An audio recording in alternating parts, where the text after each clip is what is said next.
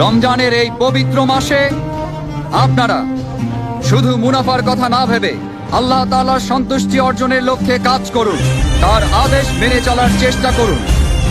বিশেষ করে রমজানে সবাই 5 ওয়াক্ত ফরজ নামাজ সব সময় জামাতে আদায় করবেন। তারাবির সময় সাম্রাজ্যের নিরাপত্তা প্রহরী ছাড়া বাদ বাকি সবাই এশার নামাজ পড়ার পর দোকান খুলে না বসে রমজানের রহমত অর্জন করার জন্য তারাবির নামাজ পড়তে যাবেন।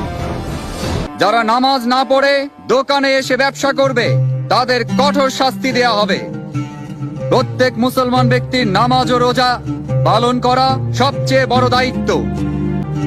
এই পবিত্র মাসে 5 ওয়াক্ত নামাজ জামাতে পড়ার জন্য আপনারা সবাই মসজিদে যাবেন। বায়াজিদ মসজিদের ময়দানে ইবাদত করতে আসা মহিলাদের আশেপাশে ঘোরাঘুরি করলে বা কোনো ক্ষতি করলে অথবা কোনো বেয়াদবি করলে কঠিন শাস্তি পেতে হবে।